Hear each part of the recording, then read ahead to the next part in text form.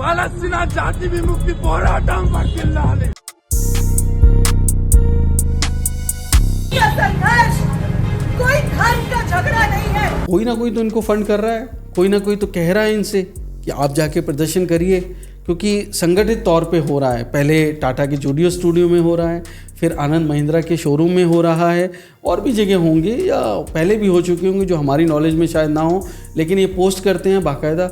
तो जाहिर सी बात है कि कोई हमास अगर संबंध हैं तो ये तो भारत की सरकार को तुरंत एक्शन लेना चाहिए. अब चूंकि जर्मनी की एजेंसी कहती है कि ये टेररिस्ट ऑर्गेनाइजेशन से संबंध रखते हैं, इजराइल की एजेंसी कहती है कि हमास इसको फंड करता है, हमास के हाथ में इसकी कमान है. तो एक तरह से ये सॉफ्ट सिंबॉलिक ऑर्गेनाइजेशन की तरह बिहेव कर रहे हैं. ये भारत सरकार को ये तय करना पड़े कि सब के बीच में फ़िलिस्तीन का विवाद भारत की नेशनल सिक्योरिटी को, भारत की इंटरनल सिक्योरिटी को कोई ख़तरा ना पैदा करे. ये मेरा कहने का मतलब है. मेरे पास ये 5 पेज के डॉक्यूमेंट्स हैं जो मैंने रिसर्च करके निकाली है. अगर मैं इसको पढ़ूंगा तो मैं समझता हूँ ये काफ़ी है. हम नक्सलवाद के ख़िलाफ़ इतनी बातें कर रहे हैं, हम अर्बन नक्सलवाद के ख़िलाफ़ इतनी बातें कर रहे हैं, पर यहाँ पर जो प्रदर्शन हो रहे हैं हमारे शहरों में और हमारी कंपनियाँ जो हमारे देश की सुरक्षा से जुड़ी हैं, ये सिर्फ इजराइल को नहीं दे रही हैं defence systems. They are also very well integrated with our own defence architects. तो अगर इन कंपनियों के खिलाफ प्रदर्शन हो रहा है तो ये कहीं ना कहीं भारत के खिलाफ भी तो प्रदर्शन है. हमें इससे मतलब नहीं है कि इजराइल क्या कर रहा है. पिछले दिनों हमने देखा कि कैसे फ़िलिस्तीन प्रदर्शनकारी टाटा के जूडियो के सामने प्रदर्शन कर रहे थे, और अब ये प्रदर्शनकारी महिंद्रा के शोरूमों के सामने प्रदर्शन करने लग गए हैं. तो क्या वजह है इन प्रदर्शनकारियों की ऐसी भारतीय कंपनियों के सामने प्रदर्शन करने की? तो क्या ये प्रदर्शनकारी आम जनता है या ये सब एक साजिश का हिस्सा है? तो आज हम इसी बारे में बात करेंगे और इनको समझने की कोशिश करेंगे. तो आज मेरे साथ मौजूद हैं नेशनल डिफेंस के founder and editor Shailesh Kumar ji. तो शैलेश जी, हम आपसे जानना चाहेंगे ये जो प्रदर्शनकारी हैं और ये आए दिन ऐसे प्रदर्शन कर रहे हैं, तो इनकी क्या वजह है? देखिए तमन्ना, आपने बहुत वाजिब सवाल उठाया है कि सब लोगों के मन में यह होगा कि आखिर कौन लोग हैं जो टाटा के जूडियो शोरूम के बाहर ये नारे लगा रहे हैं, ये प्ले कार्ड दिखा रहे हैं कि बायकॉट ब्लड स्टेन क्लोथ्स. तो ये एक बड़ी साजिश का हिस्सा है क्या? ये मन में सवाल तो उठता है, क्योंकि जून में पहले प्रदर्शन हो रहे हैं, टाटा के शोरूम में हो रहे हैं, देश के अलग अलग हिस्सों में हो रहे हैं, एंड देन फिर ये महिंद्रा के शोरूम में पहुंचे. अब टाटा और महिंद्रा एक कार की कंपनी का शोरूम है और एक क्लोथ ब्रांड है. तो आखिर क्या वजह है? तो ये लोग जो भी प्रदर्शन कर रहे थे, इनके हाथों में फ़िलिस्तीन का मैप है. आप जानते हैं कि फ़िलिस्तीन यूनाइटेड नेशंस के हिसाब से 2 स्टेट की बात करते हैं. फ़िलिस्तीन राज्य का दर्जा उन्हें मिला नहीं, लेकिन ये प्रदर्शनकारी प्रदर्शन कर रहे हैं ये कहते हुए कि गाज़ा में कत्ले आम हो रहा है, जीनोसाइड कर रहा है इजराइल. और ये कंपनियां जो टाटा की कंपनियां हैं जूडियो, या वो महिंद्रा की कंपनी हैं, भले ही वो कार बना रही हैं, उन कारों से उनका ताल्लुक़ नहीं है, उन कपड़ों से उनका ताल्लुक़ नहीं है. उनका ताल्लुक़ जो है वो इस चीज़ से है कि ये कंपनियां दोनों डिफेंस के इक्विपमेंट बनाती हैं, और इक्विपमेंट जो हैं वो इजराइल इस्तेमाल करता है. और वो इजराइल गाज़ा के जो फ़िलिस्तीनी हैं, जो वहाँ पर रहने वाले, जिनको अपनी ज़मीन नहीं मिली, जहाँ पर उनको अपना घर नहीं मिला, उनको होम स्टेट नहीं मिली, वहाँ पर इजराइल जो है उनके ऊपर कहर ढा रहा है, उनके ऊपर वायलेंट अटैक कर रहा है. कभी वो मिसाइल से होते हैं, कभी ड्रोन से होते हैं, और उस अटैक में बहुत सारे सिविलियंस मारे जाते हैं. तो इनका ये कहना है लगभग 70,000 के आसपास ऐसे लोग मारे गए हैं जो फ़िलिस्तीन के नागरिक हैं, फ़िलिस्तीनी हैं, गाज़ा में मारे गए, उनमें बच्चे हैं, और वहाँ ह्यूमैनिटेरियन एड नहीं पहुँच रही है. तो ये प्रदर्शन जो है एक तरह से देखा जाए टाटा और जो महिंद्रा कंपनी है जो डिफेंस के इक्विपमेंट बना रही हैं उनके ख़िलाफ़ है. तो ये एक बड़ा किसी प्रदर्शन का हिस्सा है. ये मामूली प्रदर्शन नहीं है, क्योंकि अगर आप देखें तो कुछ चेहरे आपको दोनों प्रदर्शनों में सेम मिल जाएंगे. मतलब जो गाज़ा में जो हो रहा है उसके ख़िलाफ़ वो टाटा जूडियो में प्रदर्शन कर रहे हैं, और वो महिंद्रा के शोरूम में प्रदर्शन कर रहे हैं. तो ये प्रदर्शनकारियों के चेहरे आपको दोनों जगह पे कुछ ना कुछ ऐसे लगेंगे कि ये तो वहाँ भी थे, ये यहाँ भी हैं, और उनका स्टाइल भी वही है. वो साड़ी पहन रही हैं, लेकिन वो साड़ी ऐसा लगता नहीं कि उनको साड़ी पहनना आता है।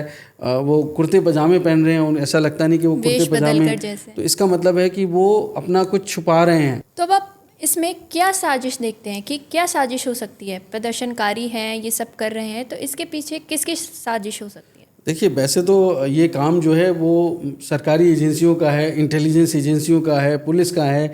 तफ्तीश करें कि आखिर वो कौन लोग हैं जो पैलेस्टाइन का झंडा लेकर दोनों शोरूम पे प्रदर्शन कर रहे हैं। तो ये तो काम सरकार का है, एजेंसियों का है, लेकिन बतौर पत्रकार ये हमारा भी फ़र्ज़ है कि हम खोदें, जानें कि आखिर कौन लोग हैं और क्या वजह है। ये तो तय है, देखिए, कि भारत सरकार की नीति रही है कि फ़िलिस्तीन को एक राज्य का दर्जा मिले, एक देश बने, और 2 स्टेट सॉल्यूशन की बात भारत करता रहा है। और गाज़ा में अभी इज़राइल अमेरिका के सहयोग से 7 अक्टूबर 2023 को जो हमास ने मासेकर किया, उसके बाद से इज़राइल ने एक ऐसा अग्रेसिव रूप अपनाया है कि वो गाज़ा में वायलेंट अटैक्स तो हो रहे हैं, जिसकी निंदा पूरी दुनिया भर के 2 देश कर रहे हैं। और वो उनमें से बहुत सारे ऐसे देश भी हैं जो अमेरिका के बहुत करीबी हैं, जो इज़राइल के बहुत करीबी हैं, वो यूरोपियन कंट्रीज़ भी हैं। तो चाहे वो फ्रांस की बात कर लीजिए, यूके की बात कर लीजिए, ह्यूमैनिटेरियन एड पहुंच नहीं रही है, लेकिन ये लोग उनके ख़िलाफ़ बोल रहे हैं। तो ऐसा नहीं है कि ये प्रदर्शनकारी अकेले हैं जो इस तरह की बात बोल रहे हैं, लेकिन यहाँ पर ये एक समझना बहुत ज़रूरी है कि आखिर ये लोग कौन हैं। तो ये आप देखें, जो प्लेकार्ड है और जो बात कह रहे हैं, तो वो कह रहे हैं बाइकॉट, डाइवेस्ट एंड सैंक्शन, यानी कि BDS। ये जो BDS वर्ड है ना, इस BDS वर्ड को समझना पड़ेगा, क्योंकि ये जो BDS वर्ड है ये पैलेस्टाइन प्रोजेक्ट से संबंध रखता है। अब ये पैलेस्टाइन प्रोजेक्ट क्या है? अगर हम इजराइल की एजेंसी की बात मानें तो वो ये कहते हैं कि इनका संबंध हमास से है। और सिर्फ इजराइल की एजेंसी नहीं है, मैंने कुछ डेटा निकाला है, इजराइल की एजेंसी नहीं है, इंटेलिजेंस एजेंसी, जो इनको टेररिस्ट ऑर्गेनाइजेशन हमास से जुड़ा हुआ बताती है, BDS जो पैलेस्टाइन प्रोजेक्ट है। तो आपके कहने का मतलब है जो ये प्रदर्शनकारी हैं उनका कहीं ना कहीं संबंध हमास से है, हमास इसका कुछ करवा रहा है। देखिए, ये इजराइल की एजेंसियों का दावा है, लेकिन जो जर्मनी की एजेंसी है, जर्मनी की एजेंसी भी कहती है कि ये जो हैं टेररिस्ट ऑर्गेनाइजेशन से संबंध रखते हैं, और ये जो पैलेस्टीन प्रोजेक्ट है, ये पैलेस्टीन प्रोजेक्ट नॉर्मल नहीं है। तो यहाँ पर ये समझना पड़ेगा कि कहीं ना कहीं ये इनके तार जो है एक किसी ऐसे उससे जुड़े हुए हैं जिसकी फंडिंग हमास कर रहा है, जिसकी कमान हमास के हाथ में है। हालांकि भारत सरकार की ऐसी कोई रिपोर्ट अभी तक पब्लिकली सामने नहीं आई है जिसमें ये साफ़ हो पाए कि ये जो है भारत में कोई हमास इस प्रोजेक्ट को लीड कर रहा है। लेकिन मैं आपको बताऊं, यहाँ पर जो कुछ मैंने निकाला है वो डेटा बहुत इंपॉर्टेंट है। वो कहते हैं कि the Palestine project is a pro Palestinian anti Israel group that advocates for the boycott, divestment and sanctions movement, an international campaign to delegitimize the state of Israel by isolating the country economically through consumer boycott, businesses and government withdrawal of investment and legal sanctions। तो इसके मायने क्या हैं? इसके मायने ये हैं कि आप नहीं चाहते हो कि भारत सरकार या कोई प्राइवेट कंपनियां इजराइल में इन्वेस्ट करे। ये सिर्फ कंपनियों की बात नहीं है। अब चूंकि ये प्रदर्शनकारी इतनी बड़ी संख्या में नहीं है, या हो सकता है इनका प्रदर्शन इतना बड़ा नहीं हो, ये सिर्फ सिंबॉलिक है, बट ये मैसेज भारत सरकार को भी है कि आप वहाँ पर डाइवेस्ट करिए, वहाँ पे इन्वेस्टमेंट मत करिए, वहाँ इजराइल के साथ बिजनेस मत करिए, सैंक्शंस लगाइए, पैलेस्टाइन को सपोर्ट करिए। तो ये पैलेस्टाइन प्रोजेक्ट उस तरह से कहीं ना कहीं उसका हिस्सा है। और वो कहते हैं कि अक्टूबर 7 हमास जो टेररिस्ट अटैक था उसके लिए उसके एवज में ये जो इजराइल है वो जीनोसाइड कर रहा है पैलेस्टाइन में, गाज़ा में, वेस्ट बैंक में। चाहते हैं कि वहाँ पे इजरायली जो पैलेस्टीनियन हैं, फ़िलिस्तीनी हैं, वो अपना घर छोड़ के चला जाए, अपने होमलैंड को छोड़ के चले जाएं। तो ये इसका संबंध, ये एक तरह से डिजिटल मूवमेंट है जो फेसबुक पे और ट्विटर पे उनके हैंडल्स हैं, तो एक डिजिटल मूवमेंट है। लेकिन अब चूँकि जर्मनी की एजेंसी कहती है कि ये टेररिस्ट ऑर्गेनाइजेशन से संबंध रखते हैं। इजराइल की एजेंसी कहती है कि हमास इसको फंड करता है, हमास के हाथ में इसकी कमान है। तो एक तरह से ये सॉफ्ट सिंबॉलिक ऑर्गेनाइजेशन की तरह बिहेव कर रहे हैं, जो जाते हैं फ्लैश प्रोटेस्ट करते हैं और उसके बाद गायब हो जाते हैं। तो अब भारत के लिए कैसे ख़तरा है, ये आपके मन में ज़रूर सवाल आएगा। हाँ, जैसे आपने इज़राइल और भारत की बात की, तो इज़राइल जो है भारत का काफ़ी अच्छा दोस्त माना जाता है और काफ़ी अच्छे संबंध हैं। और जब भी बात आई है यहाँ पे, तो भारत ने हमेशा न्यूट्रल स्टैंड लिया है। तो भारत का विपक्ष जो है, जो विपक्षी पार्टी हैं, उसने काफ़ी विरोध किया है और हमेशा भारत सरकार से इसका जवाब मांगती रही हैं। तो इस कॉन्फ्लिक्ट का इम्पैक्ट भारत पे कैसे पड़ता है, इसकी पूरी राजनीति पे? देखिए, भारत की जो सरकार है उनकी पॉलिसी कंसिस्टेंट है। वो फ़िलिस्तीन को राज्य का दर्जा दिए जाने की बात करते हैं, देश की बात करते हैं, 2 स्टेट सॉल्यूशन की बात करते हैं, पीसफुल सॉल्यूशन की बात करते हैं। और गाज़ा में जो बच्चे हैं उनको, जो लोग हैं उनको ह्यूमैनिटेरियन एड पहुँचे, ये तो भारत सरकार भी कोशिश कर रही है, अभी बहुत ज़्यादा कोशिश कर रही है। और ये अनरवा जो एजेंसी थी, जो 1949 से ही गाज़ा में ह्यूमैनिटेरियन एड दे रही थी, उसको अब इज़राइल ने बैन कर दिया। अमेरिका ने एक नया संगठन बना लिया जो इस तरह की एड को देगा। अब ट्रम्प तो कहते हैं कि हमने $600 मिलियन की एड दे दी और कोई उसकी सराहना नहीं करता। लेकिन ये सब दुनिया कह रही है, गाज़ा के लोग कह रहे हैं, फ़िलिस्तीनी कह रहे हैं कि बच्चे भूखे मर रहे हैं। वो कहते हैं, यूनाइटेड नेशंस के चीफ एंटोनियो गुतेरेस कहते हैं कि बच्चे ये दुआ करते हैं कि हम मर जाएं और स्वर्ग चले जाएं, कम से कम वहाँ तो हमें खाना मिलेगा। तो ये तो बहुत दर्दनाक कहानी है वहाँ के बच्चों की। बच्चे तो बच्चे हैं, चाहे वो इज़राइल के, फ़िलिस्तीन के हों, चाहे वो भारत के हों, चाहे अमेरिका के हों। हर बच्चे का हक है कि उनको खाना मिले, उनको कपड़े मिलें, रोटी मकान और रहने के लिए, जीवन के लिए जो जो ज़रूरी चीज़ें हैं। तो भारत सरकार तो पूरी तरह से गाज़ा के लोगों के साथ है, फ़िलिस्तीन के लोगों के साथ है। और ये सही है कि इज़राइल के साथ में हमारे संबंध बहुत बड़े हैं। और भारत जो है, ख़ास करके अभी पिछले दिनों में अगर आपने देखें कि जब G20 हुआ, भारत ने प्रधानमंत्री नरेंद्र मोदी की अध्यक्षता में G20 में अमेरिका, इज़राइल सीधे तौर पे नहीं आए, लेकिन अमेरिका, इटली और ग्रीस, ये सब मिलके एक प्रोजेक्ट बना रहे हैं। सऊदी अरेबिया, जिसका नाम IMEC है, India middle east Europe corridor. तो वो मेडिटेरेनियन के रास्ते इज़राइल के हाइफा से होकर वो यूरोप में जाएंगे। तो अब इससे क्या हो गया, इससे ख़तरा हो गया। इससे ख़तरा किसको हुआ? इससे ख़तरा हो गया ईरान को, इससे ख़तरा हो गया तुर्की को, इससे ख़तरा हो गया अज़रबैजान को। क्योंकि जो रशिया के साथ में नॉर्थ साउथ ट्रांसपोर्ट कॉरिडोर था, उसकी जगह पे ये आ जाएगा, तो उनकी ट्रांजिट फ़ीस चली जाएगी जो कि अरबों डॉलर्स में होगी। तो बिलियंस ऑफ डॉलर्स का हर साल इन देशों को नुकसान होगा। लेकिन ट्रांजिट फ़ीस तो कुछ भी नहीं है, उससे बहुत बड़ी राशि इंफ्रास्ट्रक्चर के तौर पे, चाहे वो पोर्ट्स हों, चाहे वो इलेक्ट्रिकल ग्रिड्स हों, चाहे वो इंटरनेट की लाइनें हों, डिजिटल ग्रिड्स हों, ऐसे बहुत सारे इंफ्रास्ट्रक्चर प्रोजेक्ट्स जो उन देशों में आते, अरबों खरबों रुपए का जो इन्वेस्टमेंट वहाँ होता, वो इन्वेस्टमेंट उनके हाथ से निकल गया। तो आपने देखा होगा कि पहलगाम अटैक जब हुआ तो हमारे प्रधानमंत्री जी नरेंद्र मोदी जी 22 अप्रैल को सऊदी अरेबिया में उसी दिन मीटिंग करने वाले थे सऊदी अरेबिया के प्राइम मिनिस्टर से, क्राउन प्रिंस से। तो वो मीटिंग से पहले, कुछ घंटे पहले भारत में अटैक हो जाता है। इसका मतलब है कि कोई चाहता था कि प्रधानमंत्री की वो मीटिंग सक्सेसफुल ना हो। कई $100 बिलियन के वो डील होने वाली थी, स्ट्रेटेजिक पार्टनरशिप की मीटिंग थी। तो कोई चाहता था, अब वो कौन चाहता था, इसका जवाब तो आपको पहलगाम अटैक के बाद में जो मीडिया रिपोर्ट्स आपने देखी होंगी तमन्ना, जिसमें बताया गया कि हमास के लीडर कश्मीर सॉलिडारिटी डे पर पाकिस्तान में देखे गए थे।